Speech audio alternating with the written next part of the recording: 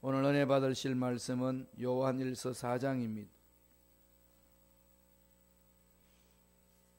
요한일서 4장 7절에서 13절 말씀입니다.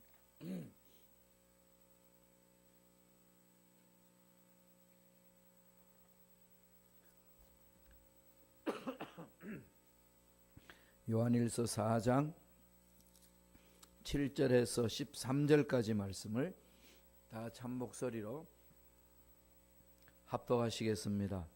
사랑하는 자들아, 우리가 서로 사랑하자. 사랑은 하나님께 속한 것이니 사랑하는 자마다 하나님으로부터 나서 하나님을 알고 사랑하지 아니하는 자는 하나님을 알지 못하나니 이는 하나님은 사랑이심이라. 하나님의 사랑이 우리에게 이렇게 나타난 바 되었으니 하나님이 자기의 독생자를 세상에 보내시면 그로 말미암아 우리를 살리려 하심이라.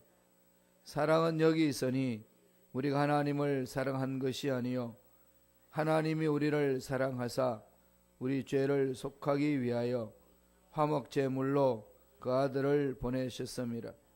사랑하는 자들아, 하나님이 이같이 우리를 사랑하셨은즉 우리도 서로 사랑하는 것이 마땅하도다. 어느 때나 하나님을 본 사람이 없으되 만일 우리가 서로 사랑하면 하나님이 우리 안에 거하시고 그의 사랑이 우리 안에 온전히 이루어지느니라. 그의 성령을 우리에게 주심으로 우리가 그 안에 거하고 그가 우리 안에 거하시는 줄을 아느니라. 아멘. 이 말씀으로 우리가 서로 사랑하자, 우리가 서로 사랑하자라는 제목으로 기원의 말씀을 나누겠습니다. 홍수가 나면은 제일 흔하게 눈에 띄는 것이 뭐죠? 물이죠.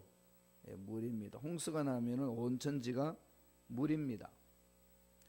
그렇게 물이 많은데도 불구하고 마실 물이 없습니다. 홍수가 나면 그렇죠. 다 흙탕물이기 때문에 참 그 물은 많은데 그 물을 마실 수가 없습니다. 오늘은 우리가 사랑의 홍수 시대에 살고 있습니다. 세상도 사랑 타령이고 교회도 사랑을 외칩니다.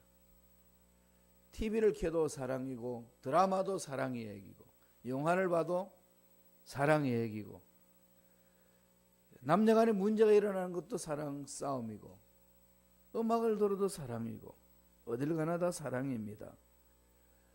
이웃들을 바라봐도 사랑에 굶주려 있습니다.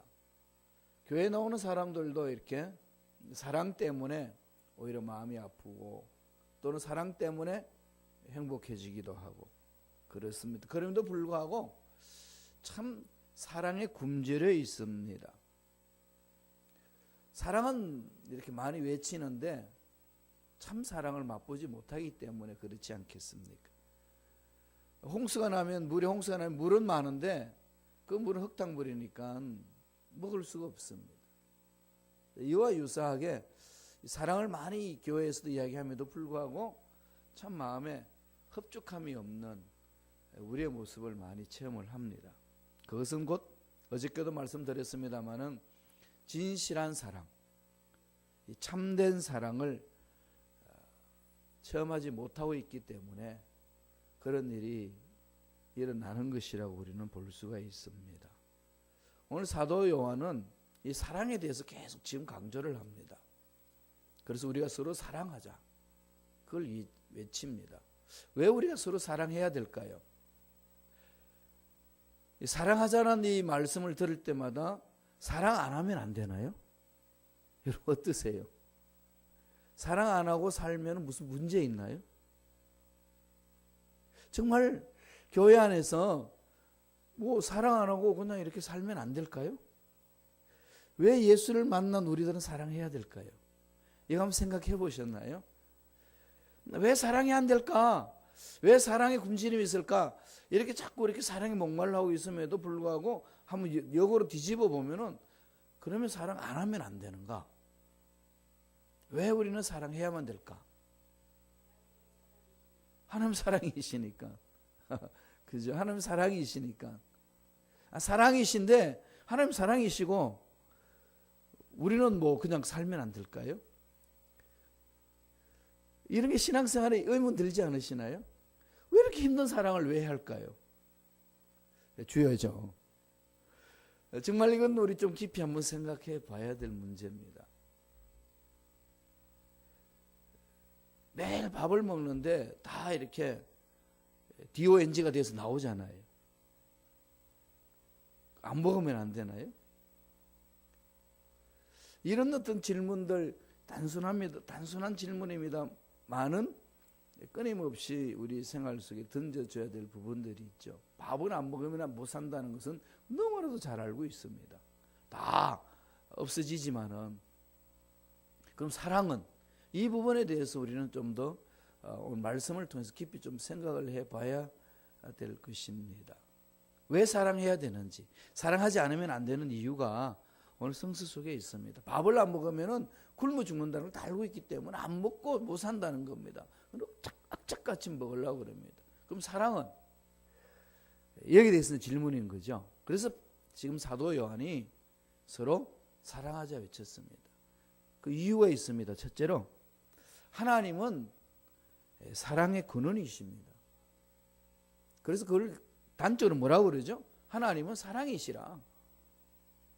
사랑하지 않으면 안 되는 이유가 하나님은 사랑이시기 때문에. 하나님은 사랑의 근원입니다. 성경을 통해서 한번 볼까요? 요한일서 4장 8절입니다. 요한일서 4장 8절에 요한이 이 부분을 이렇게 말합니다. 다 같이 한 목소리 읽겠습니다. 사랑하지 아니하는 자는 하나님을 알지 못하나니 이는 하나님은 사랑이십니다. 하나님을 만났다. 그것은 사랑을 체험했다는 거죠. 사랑을 체험한 사람은 사랑이 뭔지 압니다. 그럼 사랑 없이는 못 사는 거죠. 그 하나님을 체험한 사람은 사랑을 체험했기 때문에 서로가 사랑하는 것은 당연하다는 거죠. 사랑하지 아니하면은 하나님을 만났다는 그 말 자체가 성립되지 않습니다. 왜 그럴까요? 사랑은 하나님의 본질이기 때문에 그렇습니다. 사랑은 하나님의 속성입니다. 사랑은 하나님이 하실 수 있는 여러 가지 일들 중에 하나가 아니라 사랑은 하나님이 하시는 유일한 일이라는 겁니다. 이게 유명한 신학자들이 이렇게 말을 합니다. 하나님 왜 우주를 창조하셨을까요? 하나님 왜 우리를 창조하셨을까요? 사랑의 대상으로 창조하신 거죠. 사랑하시기 위해서. 그래서 저와 여러분들은 하나님의 사랑의 창조물입니다. 그러니까 저와 여러분은 사랑 없이는 못 삽니다. 사랑 없이 살 수 있다는 것은 거짓말이에요. 그러나 예수 믿지 않는 사람도 이 사랑에 굶주려 있기 때문에 사랑의 모조품을 만들어내는 겁니다. 사랑의 모조품을 만들어내니까 그 모조품은 공허한 거죠. 답답합니다. 그래서 하나님과 우리의 관계는 사랑의 관계인데 이 사랑의 관계가 깨어지니까 독생자도 아끼지 아니하시고 내어주셔서 죄를 다 없이 하게 하시고 건져주시는 거죠. 왜? 사랑하시려고. 언제나 사랑하시기 위하여. 죄를 지었을 때 벌을 주는 것도 하나님이 사랑하시기 때문에 그렇다고 저는 생각을 합니다. 사랑하기 때문에 거룩함을 요구하시는 거고 사랑하기 때문에 하나님의 말씀 안에서 살도록 요청하는 겁니다. 만약 이 세상이 우리가 살고 있는 이 세상이 전부라면 얼마나 이 세상 불공평하겠습니까? 우리 존재가. 왜냐하면 세상살이가 너무 이렇게 높고 낮음이 차이가 얼마나 많습니까? 높고 낮음의 차이를 바라보면서 사랑의 대상인 우리가 이렇게 살고 인생 끝난다고 그런다면 얼마나 허무하겠습니까? 그러면 천국 가면은 이런 사랑의 불공평은 없어지니까 천국에 있다는 그 자체가 우리에게는 위로가 되는 것이고 은혜가 되는 것이고 이 세상의 모든 원망, 불평, 이 모든 것들이 다 해결되는 거죠. 왜냐하면 사랑이신 하나님 그곳이 계시기 때문에. 그래서 우리는 이 세상에 살지만은 불공평함을 당한 것처럼 느끼는지는 모르지만은 사랑이신 하나님의 나라에 가게 있을 때는 이 모든 것은 다 없어진다는 겁니다. 그러니까 그 하나님의 사랑을 생각만 하면은 이 세상의 불공평한 모든 것들이 다 이겨낼 수가 있는 거죠. 그리고 늘 우리 마음속에는 천국을 사모하는 겁니다. 천국을 가야 되는 이유는 어디에 있죠? 딱 한 가지죠. 사랑하는 님이 거기 계시니까. 사랑하는 님을 만나면은 뭐 힘들고 어려운 모든 것들은 다 해결되는 것을 우리는 맛보잖아요. 지금 여기에 사랑하는 사람끼리 있으면은 이거보다 더 좋은 게 없습니다. 근데 사랑하는 사람이 여기 있지 않고 다른 곳에 있으면은 몸은 여기 있어도 마음은 항상 어디에 있지요? 사랑하는 사람 쪽에 가 있지요. 그래서 여기서 하나님 앞에 예배드리고 간절히 기도하고 빨리 사랑하는 사람한테 가고 싶은 마음이 꿀떡이죠. 예, 그렇습니다. 우리가 천국을 사모하는 이유는 여러 가지 이유를 들 수 있겠지만은 그 모든 것들을 다 모아서 하나로 말하면은 사랑하는 님을 만나고 싶어서. 그래서 그 사랑의 힘으로 이 세상에 사는 겁니다. 그래서 이 지금 천국에서는 사랑하는 님을 만나서 영원토록 사는 곳인데, 그래서 그 사랑을 체험한 사람들이 영원토록 형제 자매들 간에 사랑하며 살 겁니다. 그러면 이 지상의 삶은 하나님의 사랑을 체험한, 예수로 인해 하나님의 사랑을 체험한 저와 여러분은 사랑 연습하는 곳이죠. 사랑 연습하는 곳입니다. 사랑하는 거죠. 그래서 원수 갚는 것은 내한테 있다. 너희들 그거 갚으려고 그러지 마라. 너희들은 그냥 사랑해라. 서로 사랑하기를 힘써라. 그래서 오늘 사도 요한도 그걸 말합니다. 우리가 서로 사랑하자. 하나님 만난 자의 특징은 사랑할 수밖에 없습니다. 두 번째는 예수 그리스도는 사랑의 계시자이기 때문에 그렇습니다. 이제 오늘 사도 요한이요, 성부 하나님이 누구시냐? 사랑의 근본이다. 하나님 아버지를 만난 자는 사랑을 체험한 거다. 사랑이 뭔지를 아는 거다. 그 사랑을 어떻게 하느냐? 예수 십자가를 통해서 우리 가르쳐 준 거다. 그래서 오늘 두 번째 주는 메시지는 예수 그리스도는 사랑의 계시자이시다. 그렇게 이야기를 합니다. 어떻게 나타나는지 한번 볼까요? 요한일서 4장 9절입니다. 다 같이 한 목소리를 읽겠습니다. 하나님의 사랑이 우리에게 이렇게 나타나신 바 되었으니 하나님이 자기의 독생자를 세상에 보내시면 그로 말미암아 우리를 살리라 하십니다. 처음에는 하나님은 사랑이시다. 사랑의 본질이다. 사랑의 속성이다. 사랑의 근본이다. 라고 사도 요한이 이야기를 하고 나서 그럼 그 사랑을 우리가 어떻게 더 구체적으로 체험을 하느냐? 예수 그리스도 십자가를 통해서 우리는 체험한다. 하나님의 사랑이 예수님의 십자가를 통해서 우리에게 보여주셨다. 독생자도 아끼지 않은 거 보내주셨다. 그래서 사도 바울도 그 부분을 강력히 강조합니다. 독생자 예수도 아끼지 아니하시고 내어주신 하나님의 사랑인데 하나님 우리에게 무엇을 못 주시겠냐? 다 주신다. 하나님과 우리 사이의 사랑을 어떻게 표현하냐? 독생자 예수를 보내주심으로 하나님의 사랑이 이렇다는 걸 확증하셨다. 하나님 정말 우리 사랑하십니까? 라는 것은 바로 십자가 안에서 은혜를 체험할 때에 그 사랑을 맛본다는 거죠. 우리를 구원하시기 위하여 독생자도 아껴하지 아니하시고 내어주신 하나님의 사랑, 어마어마한 거죠. 제가 10대 말에 예수님을 인격적으로 이렇게 만났어요. 설렁설렁 다니다가 예수 믿는 거 포기하다가 교회 뛰쳐나가고 예수님 부활도 무슨 사람이 죽었다 살아나냐? 왜 예수님이 길이고 진리냐? 이게 도저히 그 당시는 제 머리가 이해가 안 되고 믿겨지지 않아서 그냥 교회를 박차고 나갔습니다. 그래서 나중에 투병생활 하는 중에 예수를 만났어요. 그 10대 말인데 그때 와서 조영기 목사님이 구구절 설교하시는 말씀 하나하나가 참 이렇게 저희 가슴을 파고들었습니다. 그럼 경상도 사람이잖아요. 경상 사람이니까 말이 빠릅니다. 말이 빠르고 발음이 이게 표준어 발음이 아니에요. 그래서 많은 분들이 조영기 목사님 설교를 들을 때에 다 불평하는 얘기가 너무 말이 빠르고 너무 경상도 말이 섞여 놓으니까 무슨 말인지 듣기 힘듭니다. 그렇게 많이 불평을 하시는 분들을 내가 봤는데요. 저는 그분이 아무리 빠르게 이야기해도 다 귀에 들어왔어요. 사투리까지도 그냥 무슨 말인지 다 옵니다. 그냥 우리 쓰던 말이니까. 그러니까 한 말씀 한 말씀이 그냥 주옥같이 가슴에 박혔습니다. 참 은혜로웠어요. 정말 그 말씀을 들으면서 제 마음의 답답함이 풀어지고 은혜가 되고 너무 사모했습니다. 그래서 정말 내가 설교 들으면서 그랬어요. 내가 저분을 닮아야지. 예, 저분을 닮아야 되지. 그게 얼마나 많이 외쳤는지 모릅니다. 그분이 그때 하시는 말씀이 이 사랑에 대해서 이야기를 하시더라고요. 어느 날 목사님이 두 분이 대화를 나누는데 한 목사님은 아들이 5이나 있어. 딸은 없고. 그래서 친한 친구 그 목사님은 딸 하나밖에 없는 거예요.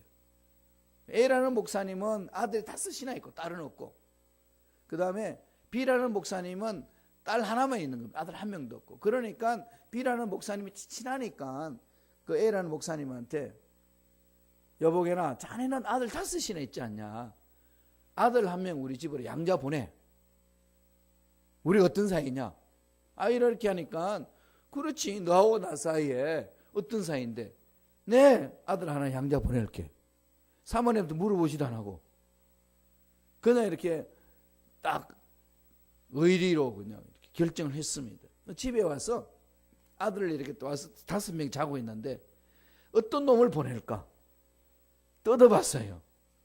첫째는 장남이라 얘는 집안을 책임져야 되니까 안 되고, 둘째를 딱 보니까 IQ가 가장 뛰어난 애고 비상한 애예요. 얘는 집안을 살려야 되니까 안 되고, 셋째를 딱 보니까 가장 미남입니다. 이 미남을 어떻게 보낼 수가 없습니다. 그러면 넷째는 되겠다. 넷째를 보니까 넷째가 제일 병약한 애예요. 그럼 제일 손이 가는 애입니다. 5째 중에 제일 부족한 애가 넷째인데 이놈을 보내면 어떡하냐. 이게 우리가 키워야지. 그래 막내 하나 남았어요. 막내 딱 보는 순간에 너무 귀여운 거예요. 어찌하오리까. 그래서 다시 만나가지고 여보게나 내 5명을 다 뜯어봤는데 첫째부터 5째까지 이렇더라. 그거 너하고 나하고 그냥 마음으로만 약조하고 그거 없는 걸로 하자고 그랬대요. 정말 아들 5이 있지만은 아들 5 많다고 어떻게 한 명을 떼가지고 보낼 수 있느냐는 거예요. 그래서 요한복음 3장 16절을 두 사람이 외웠대요.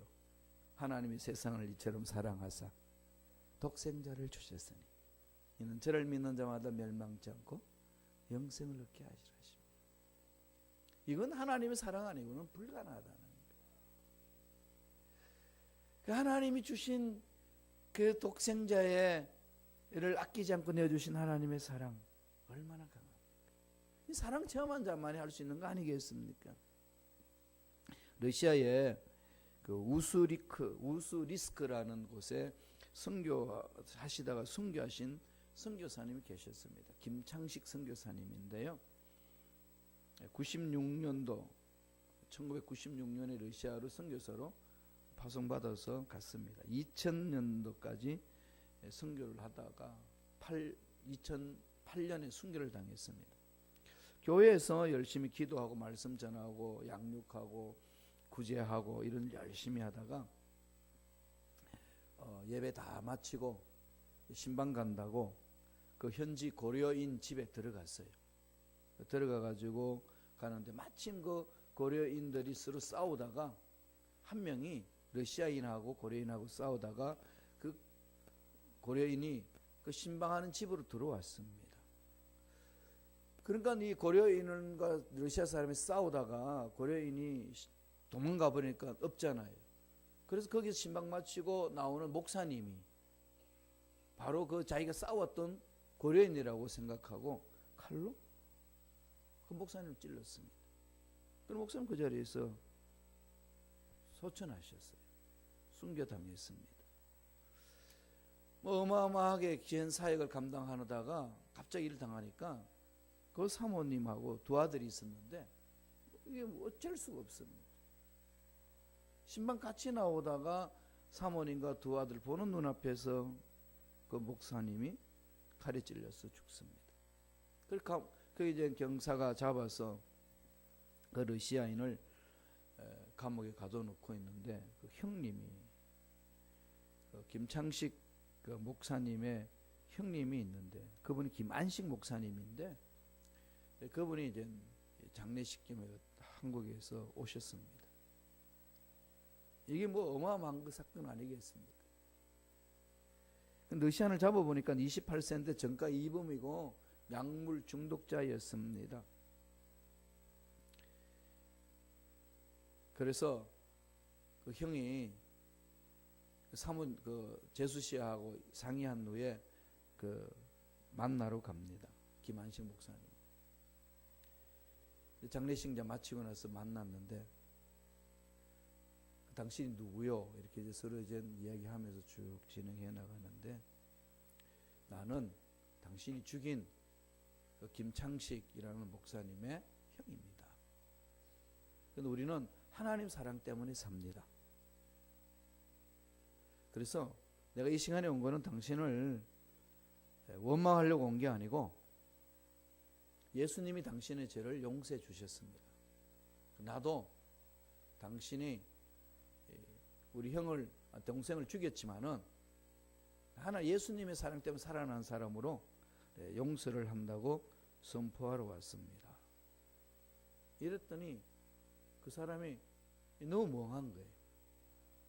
그렇게 멍하게 있는 그 사람에게 통역을 시켜가지고 내가 기도해도 되겠습니까? 그랬더니 그 자리에서 울면서 무릎을 꿇고 그 사랑에 녹습니다. 용서해달라고. 죽을 죄를 지었다고. 원래는 우리 엄마도 그때 이제 러시아는 정교회잖아요. 정교회에서 신앙생활을 했는데 제가 이렇게 됐습니다. 새 사람 되겠습니다. 이러면서 그 예수를 믿게 하고 용서를 선포해주고 살려줬어요. 갑자기 남편이 숨겼으니까 이제 그 사모님 박은희 선교사님인데 얼마나 고통스럽겠습니까? 그런데 그 슬픔을 뒤로하고 이 땅에 우리 뼈를 묻자라고 한 남편의 말이 기억이 나서 다시금 선교하기로 결심합니다. 두 아들과 함께.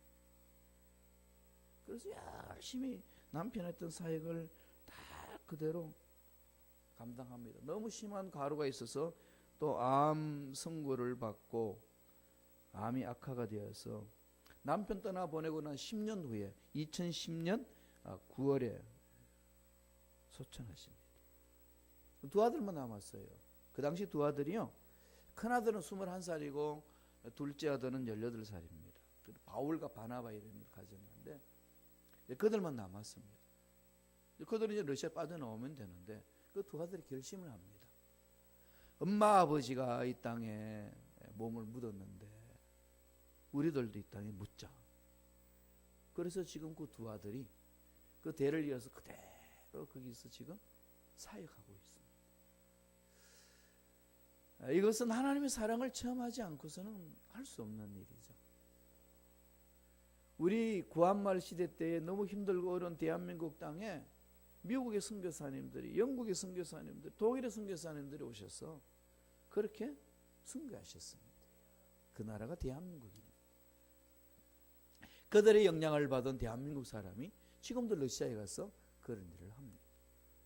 미국에 있는 우리들도 그 하나님의 사랑을 체험했기 때문에 여기 이렇게 교회 공동체를 지키고 어렵고 힘든 중에도 헌신하는 것 아니겠습니까? 무엇 때문에 그러나요? 이 하나님의 사랑 때문에. 그 사랑을 어떻게 하나요? 예수님의 십자가를 통해서. 예수님 십자가의 은혜를 체험한 자는 그렇게 산다는 거예요. 왜? 예수님은 사랑의 계시자입니다. 그래서 저와 여러분들은 신앙생활 한다는 건 아무리 서로 미워하고 아무리 힘들고 어렵게 해주는 사람이 있단다 할지라도 하나님의 사랑을 체험하게 되면 그 사람을 사랑하지 않을 수가 없다는 거예요. 내가 사랑은 힘듭니다. 내 의지는 불가능하지만은 하나님의 사랑을 체험하면 가능하다고 사도 요한은 가르쳐 줍니다. 마지막 세 번째로, 오늘 사도 요한은요, 삼일체 하나님에 대한 사랑을 설명합니다. 첫 번째는 하나님 아버지는 사랑의 근본이시라고 그랬고, 예수 그리스도는 사랑의 계시자다. 십자가로 사랑을 표현했다는 거죠. 마지막 세 번째로는 성령님입니다.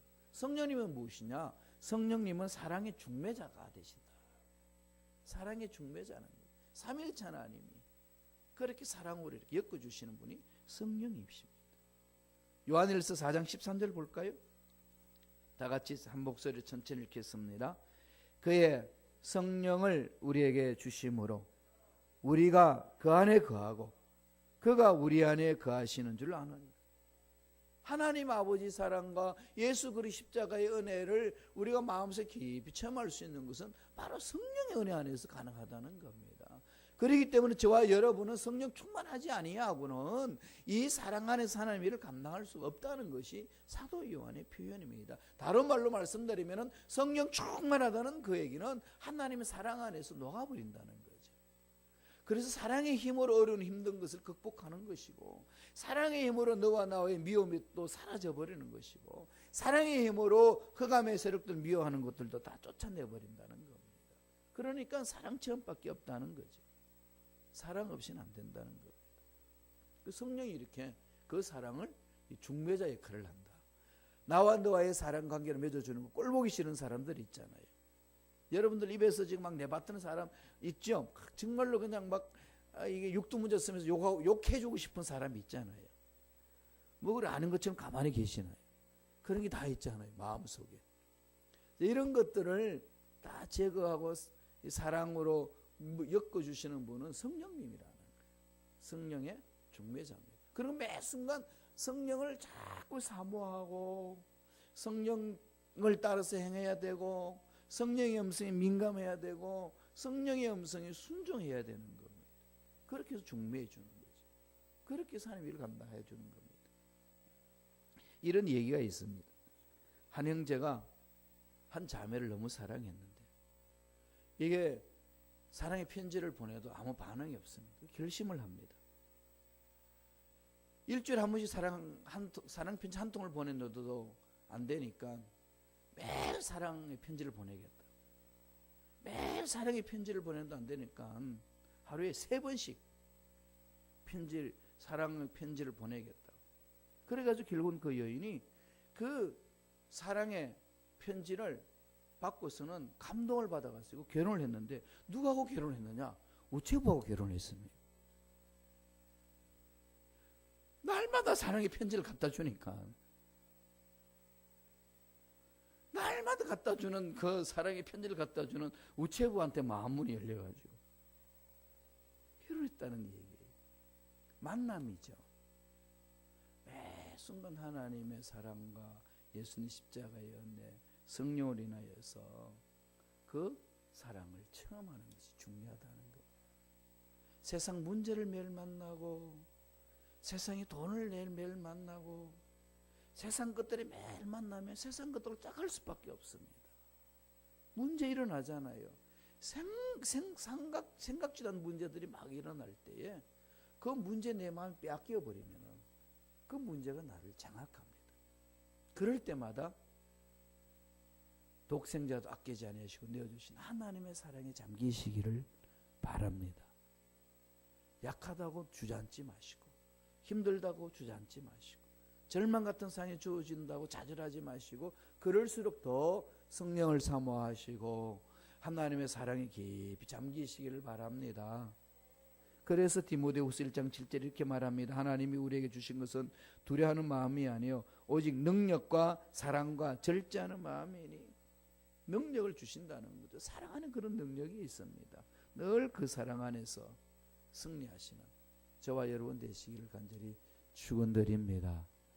하나님은 사랑의 근본이시고, 예수님은 사랑의 계시자시고, 성령은 사랑의 중매자십니다. 삼일체 하나님이 우리를 그렇게 사랑으로 돕고 섬겨주십니다. 그 사랑의 힘으로 승리하는 능력 일꾼들 되길 간절히 축원드립니다. 기도하겠습니다. 하나님 아버지 감사와 찬양을 드립니다. 우리가 서로 사랑하기를 원합니다. 우리 힘으로 불가능하오니 성령이여 날마다 우리에게 사랑으로 충만하게 채워 주옵소서. 사랑의 힘으로 이겨나갈 수 있도록 역사하여 주옵소서. 세상 문제에 허우적거리게 하고 세상 것들에 마음이 빼앗기게 만드는 모든 원수마귀는 떠나갈지어다. 사라질지어다. 머리부터 발까지 모든 육체의 질병은 깨끗하게 나오리 할지어다. 병만은 떠나갈지어다. 원수마귀는 사라질지어다. 연약한 자 강함을 입을지어다. 병든 자 깨끗하게 취함을 받을지어다. 은혜 감사의 귀한 예물 드립니다. 예물 드린 자마다 주여 축복해 주시고 은혜로 함께하여 주옵소서. 감사하고 예수님 이름으로 기도드리옵나이다. 아멘.